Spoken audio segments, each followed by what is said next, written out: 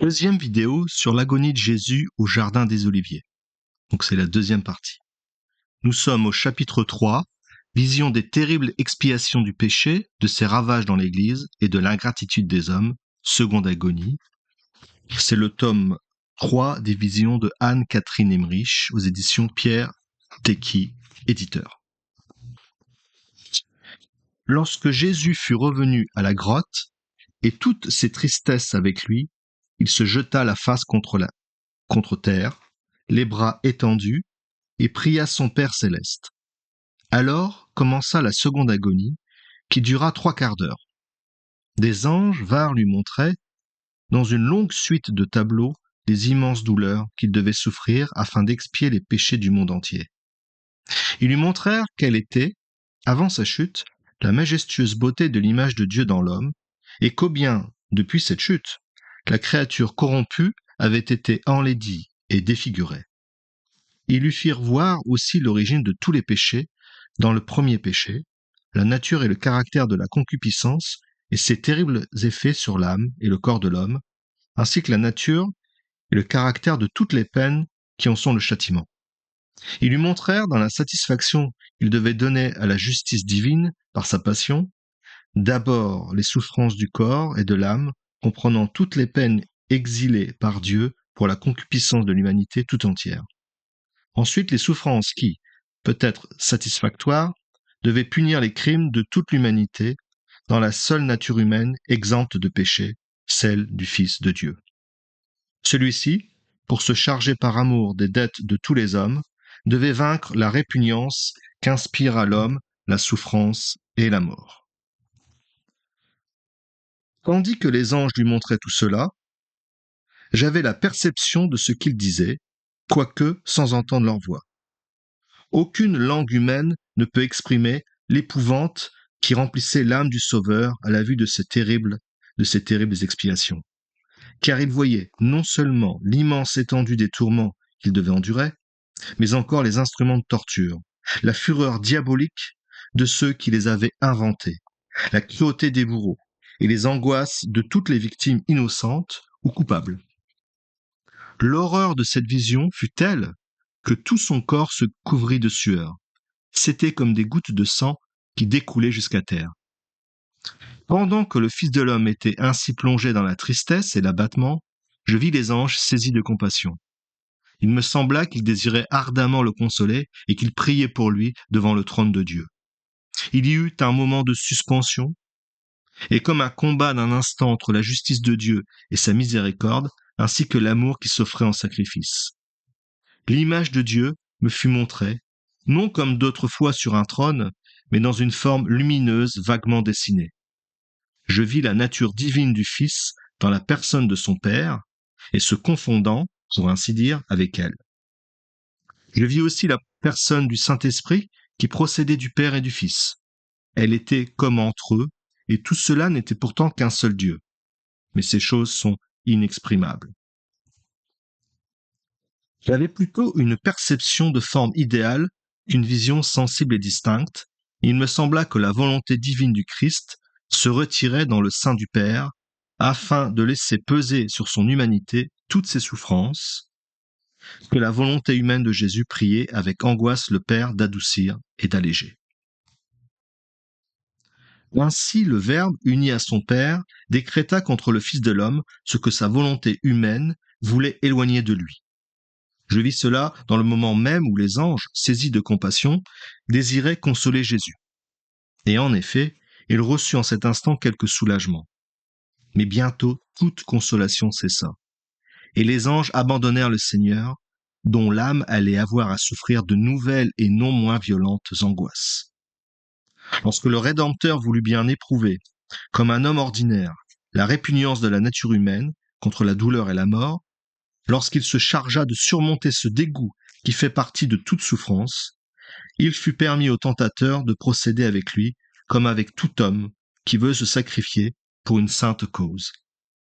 Dans la première agonie, Satan lui avait montré avec un insultant mépris toute l'énormité de la dette du péché qu'il voulait acquitter. Et même, il avait osé prétendre que la vie de Jésus n'était pas sans tache.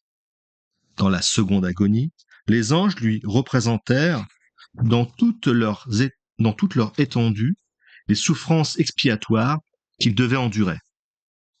Car il n'appartient pas à Satan de montrer que l'expiation est possible. Le père du mensonge et du désespoir ne fait point connaître les œuvres de la miséricorde divine. Jésus ayant résisté victorieusement à tous ces combats par son entier abandon à la volonté de son Père céleste, un nouveau cercle d'effrayantes images vint l'assaillir. Il se fit cette question poignante que se pose, avant le sacrifice, tout homme qui se dévoue. Quel sera le fruit de ce sacrifice ? Et le tableau du plus terrible avenir accabla son cœur plein d'amour. Lorsque Dieu dans l'Éden eut envoyé le sommeil à Adam, il ouvrit son côté et prit une de ses côtes, dont il fit Ève, la première femme, la mère de tous les vivants. Puis il la mena devant Adam, et celui-ci dit : « Voilà l'os de mes os et la chair de ma chair. L'homme quittera son père et sa mère pour s'attacher à sa femme, et ils seront deux en une seule chair. » Ce fut là le mariage dont il est écrit. Ce sacrement est grand, je dis en Jésus-Christ et en l'Église. Le Christ, le nouvel Adam, voulait aussi laisser venir sur lui le sommeil, celui de la mort sur la croix. Il voulait aussi laisser ouvrir son côté pour que la nouvelle Ève, sa fiancée virginale, l'Église, la mère de tous les vivants, en fût formée. Il voulait lui donner le sang de la rédemption, l'eau de la purification et son esprit, les trois choses qui rendent témoignage sur la terre. Il voulait lui donner les sacrements, afin qu'elle fût une fiancée pure, sainte et sans tache. Il voulait être sa tête, nous devions être ses membres soumis à la tête, l'os de ses os, la chair de sa chair. En prenant la nature humaine afin de mourir pour nous, lui-même avait quitté son père et sa mère afin de s'attacher à sa fiancée, l'Église. Il est devenu une seule chair avec elle, en la nourrissant du sacrement de l'autel, où il s'unit incessamment à nous. Il voulait demeurer sur la terre avec l'Église, sa fiancée, jusqu'à ce que nous fussions tous unis intimement à lui dans le ciel. Et il a dit : « Les portes de l'enfer ne prévaudront point contre elle. » Afin de manifester son immense amour pour les pécheurs, et pour prendre sur lui les peines dues à tous leurs crimes, Jésus-Christ s'est fait homme et frère de ces mêmes pécheurs. Il avait vu avec une douleur mortelle l'énormité de cette dette et l'immense étendue des souffrances expiatoires qu'il devait endurer. Et pourtant, il s'était abandonné comme victime à la volonté de son Père céleste. Mais à présent, il voyait les tentations, les outrages, les souffrances à venir de l'Église, sa fiancée, qu'il allait racheter au prix de son sang. Devant l'âme de Jésus parut le triste spectacle de l'ingratitude des hommes, ainsi que toutes les souffrances de ses apôtres, de ses disciples et de ses amis. Il vit l'Église, d'abord si peu nombreuse, puis dès qu'elle se fut accrue, envahie par les schismes et les hérésies, suite des vices qui avaient occasionné la première chute, à savoir l'orgueil, la vanité, la désobéissance et l'idolâtrie de soi-même. Il vit la tiédeur, la perversité, la malice d'un nombre infini de chrétiens, les mensonges et les vaines subtilités des docteurs orgueilleux, les exécrables sacrilèges des mauvais prêtres, les suites funestes de tous ces actes, l'abomination de la désolation dans le royaume de Dieu, dans le sanctuaire de cette humanité ingrate qu'il voulait racheter de son sang, au prix de souffrances indicibles. Je vis les scandales de tous les siècles, depuis la fondation de l'Église jusqu'à la fin du monde, passer devant l'âme de Jésus dans cette suite infinie de tableaux et sous les formes les plus diverses. Égarement d'imagination et d'esprit, exaltation fanatique, folie des faux prophètes, opiniâtreté des hérétiques. Les apostats, les présomptueux, les docteurs hétérodoxes, les réformateurs hypocrites, les corrupteurs et les corrompus l'outrageaient, et le tourmentaient comme ayant été mal crucifié, et n'ayant pas souffert ainsi qu'ils le voulaient et l'entendaient dans leur interprétation orgueilleuse. Tous déchiraient et se partageaient entre eux la robe sans couture de son Église. Chacun voulait avoir le Sauveur sous une forme différente de celle sous laquelle il s'est donné à nous par amour. Beaucoup le maltraitaient, l'insultaient, le rognaient. Beaucoup, secouant la tête et haussant les épaules, passaient dédaigneusement devant lui, qui leur tendait les bras pour les sauver, et s'en allaient vers l'abîme où ils étaient engloutis. Il en vit une infinie d'autres qui n'osaient pas le renier hautement, mais qui semblaient, aux Lévites mentionnés dans la parabole de l'Évangile, s'éloigner avec dégoût des plaies de l'Église, dont ils étaient en partie les auteurs. Ils s'éloignaient de son épouse blessée, comme des enfants, lâches et traîtres, abandonnent leur mère au moment de la nuit, quand viennent les brigands et les meurtriers, auxquels leur inconduite a laissé la porte ouverte. Tous emportaient dans le désert leur butin, les vases d'or et les ornements précieux. Séparés de la vraie vigne, ils campaient au milieu des raisins sauvages, et semblables à des troupeaux égarés, conduits par des mercenaires dans de mauvais pâturages, et livrés en proie aux loups, ils refusaient d'entrer dans le bercail du bon pasteur qui donne sa vie pour ses brebis. Ils erraient sans patrie dans le désert, et détournaient les yeux de la ville qui, bâtie sur la montagne, ne peut rester cachée. Ils étaient emportés par des tourbillons de sable et ne voulaient pas voir la maison de sa fiancée, son église, bâtie sur le roc et auprès de laquelle il a promis de demeurer jusqu'à la fin des siècles. Ils refusaient d'entrer par la porte basse afin de ne pas baisser leur tête altière. Ils bâtissaient sur le sable des huttes mobiles où il n'y avait ni autel ni sacrifice. Ils avaient des girouettes sur leur toit et leur doctrine changeait au gré du vent. Ils ne pouvaient s'entendre entre eux et n'avaient jamais de position fixe. Ils détruisaient parfois leurs cabanes et en lançaient les débris contre la pierre angulaire de l'église, mais sans pouvoir les branler. Malgré les ténèbres qui régnaient autour d'eux, ils refusaient d'aller vers la lumière placée sur le chandelier dans la maison de l'épouse, et ils erraient, les yeux fermés autour du jardin clos de l'église, dont les parfums seuls leur conservaient encore un reste de vie. Ils tendaient les bras vers des fantômes et suivaient les astres errants qui les conduisaient à des puits sans eau. Arrivés au bord de l'abîme, ils dédaignaient la voix de l'épouse qui les appelait, et ils riaient avec une pitié arrogante des serviteurs qui les invitaient au festin nuptial. Ils ne voulaient pas entrer dans le jardin, car ils craignaient les épines de la haie. Infatués d'eux-mêmes, n'ayant ni vin ni froment, ils étaient dévorés de soif et consumés par la faim. Aveuglés par leur orgueilleuse raison, ils déclaraient invisible l'Église du Verbe fait chair. Jésus les vit tous, et il pleura sur tous. Il voulut souffrir pour tous ceux qui refusaient de porter leur croix après lui dans la ville bâtie sur la montagne, et qui ne voulaient pas le voir dans sa fiancée, dans son Église fondée sur le roc, à laquelle il s'est donné lui-même dans le très saint sacrement. Tous ces tableaux épouvantables, d'ingratitude et d'outrage, concernant la passion douloureuse de mon céleste époux, passaient devant son âme avec une effrayante rapidité. J'ai vu Satan, sous les formes les plus hideuses et les plus variées, entraîné dans l'abîme des âmes rachetées par le sang de Jésus-Christ, et qui même avaient reçu l'extrême onction. Le Sauveur vit avec une profonde douleur toute l'ingratitude, toute la corruption des premiers chrétiens, de ceux qui vinrent ensuite, de ceux de notre époque et de ceux de l'avenir. La voix du tentateur répétait sans cesse « Voilà les ingrats pour lesquels tu veux souffrir ». Et l'âme du Fils de l'homme, à l'aspect de ces terribles apparitions, était accablée sous le poids d'une indicible angoisse. Jésus se tordait les mains.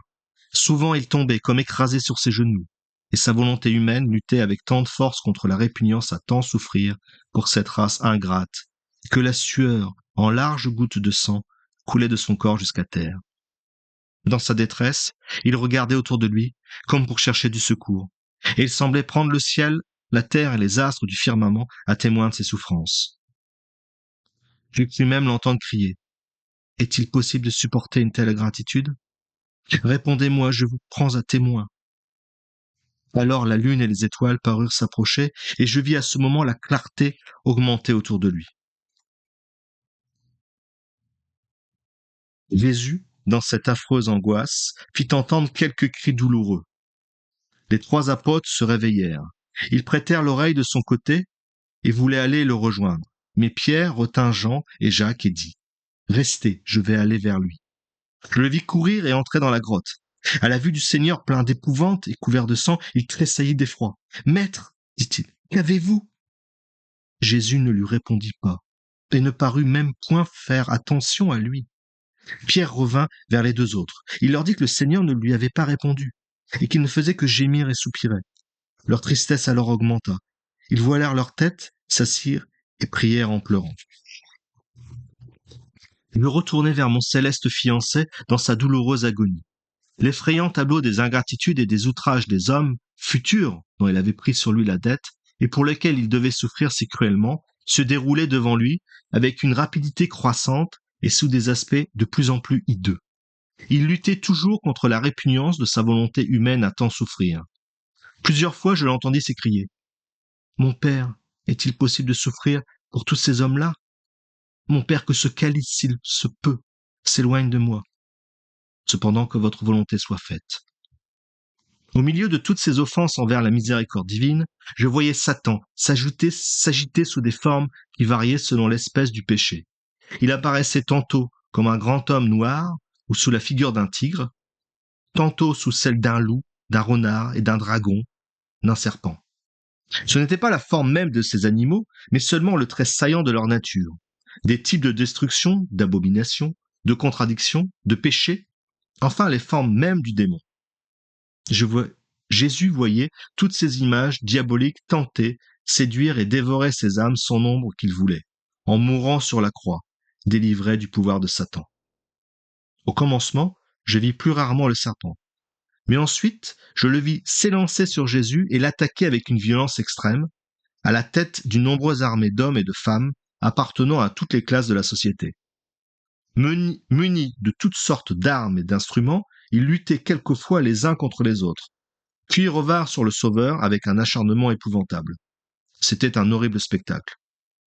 Ils l'insultaient, le frappaient, le perçaient, lui crachaient au visage, le couvraient d'ordures. Leurs armes, leurs glaives, leurs épieux s'élevaient et retombaient comme les fléaux d'une immense foule de batteurs en grange. Et tous ces hommes se déchaînaient contre le grain de froment céleste qui, tombé sur terre, y est mort afin de nourrir éternellement les hommes du pain de la vie. Au milieu de tous ces furieux, dont quelques-uns me paraissaient aveugles, Jésus était tout meurtri, comme si les coups l'eussent réellement blessé. Je le vis chanceler de côté et d'autre. À peine relevé, il retombait de nouveau. Le serpent qui ne cessait d'exciter les siens contre Jésus, frappé de sa queue, déchirait, égorgeait et dévorait tous ceux qui l'avaient renversé. J'appris que cette multitude de furieux se composait de tous les impies qui, chacun à sa manière, prodiguent leurs outrages à Jésus-Christ, réellement présent sous les espèces du pain et du vin dans la très sainte Eucharistie, avec son corps, son sang, son âme et sa divinité. Je reconnus parmi ces ennemis du Sauveur toutes les espèces de profanateurs du très saint sacrement, où ils demeurent personnellement présents au sein de l'Église catholique. Je vis avec horreur tous ces outrages, depuis la négligence, l'indifférence, l'omission, jusqu'au mépris, à l'abus et au sacrilège. Depuis l'adoration des idoles du monde, l'orgueil de la raison et la fausse science, jusqu'à l'hérésie, l'incrédulité, le fanatisme, la haine et la persécution. Je vis parmi ces hommes des aveugles, des perclus, des sourds, des muets et même des enfants.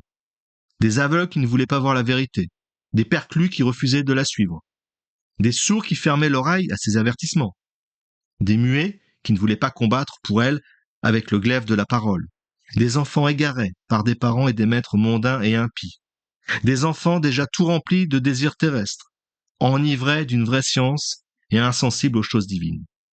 Parmi ces derniers, dont l'aspect m'affligea particulièrement, parce que Jésus aimait les enfants, j'ai remarqué beaucoup d'enfants de cœur irrévérencieux qui n'honoraient pas le Christ pendant la Sainte Messe, et je vis avec effroi que beaucoup de prêtres de tout rang, dont quelques-uns même se considéraient comme pleins de foi et de piété, maltraitaient aussi Jésus dans le Saint-Sacrement.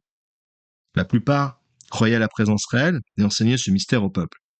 Mais ils se souciaient trop peu de l'honneur de son culte. Ils négligeaient de soigner le palais, le trône, le siège du Dieu vivant, c'est-à-dire l'église, l'autel, le tabernacle, le calice, l'ostensoir, les vases et les ornements sacrés.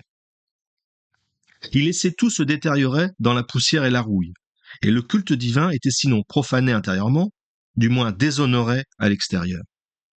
Tout cela ne venait pas de la pauvreté, mais de l'insouciance, de la paresse, de l'attachement aux choses de la terre, et parfois aussi de l'égoïsme et de la mort de l'âme, car je vis des négligences semblables dans des églises riches ou du moins aisées.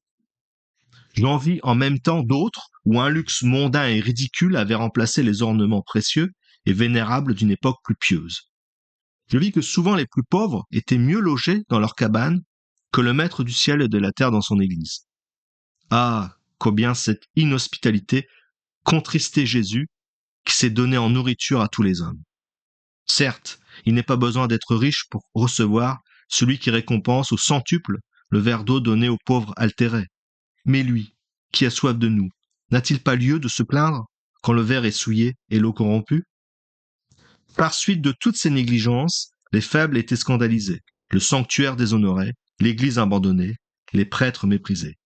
Bientôt la malpropreté passait à l'intérieur. Ils ne prenaient pas plus de soin pour purifier le tabernacle de leur cœur qu'ils n'en prenaient pour le tabernacle de l'autel. J'ai vu des prêtres et des évêques s'agiter pour plaire aux princes et aux grands du monde, et pour satisfaire à tous leurs caprices, tandis qu'ils laissaient le roi du ciel et de la terre à leur porte comme un Lazare, sollicitant les miettes de leur amour et ne recevant que de nouvelles blessures. Quand je parlerai une année entière, je ne pourrai dire tous les affronts faits à Jésus, dans la sainte Eucharistie, que je connus de cette manière. J'en vis les auteurs assaillir le Seigneur par troupes et le frapper de diverses armes, selon la diversité de leur offense. Je vis des clercs irrévérencieux, des prêtres légers ou sacrilèges, des communions tièdes ou indignes, et beaucoup d'âmes pour lesquelles le mystère du Dieu vivant, source de toute bénédiction, s'est échangé en malédiction. Je vis des guerriers furieux, serviteurs du démon, qui souillaient les vases sacrés, foulaient aux pieds la sainte hostie, ou la profanaient dans les mystères d'un culte infernal.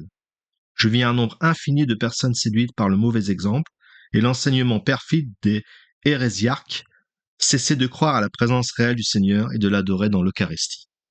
C'était un affreux spectacle que de voir ces hérésiarques arracher du cœur de Jésus une multitude innombrable de fidèles pour lesquels il avait répandu son sang.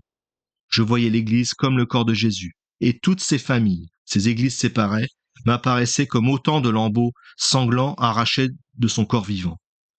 Ah, de quel touchant regard il les suivait, en gémissant sur leur perte, lui qui, pour réunir en un seul corps l'Église, les hommes divisés à l'infini, s'était donné en nourriture à tous dans le Saint-Sacrement. Il se voyait déchiré dans le corps de son épouse.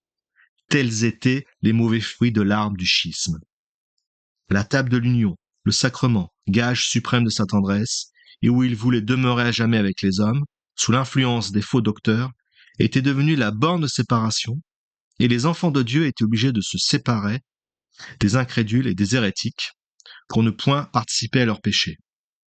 Je vis de cette manière des peuples entiers s'arracher au corps de Jésus, et renoncer au trésor de grâce qu'il a confié à son Église.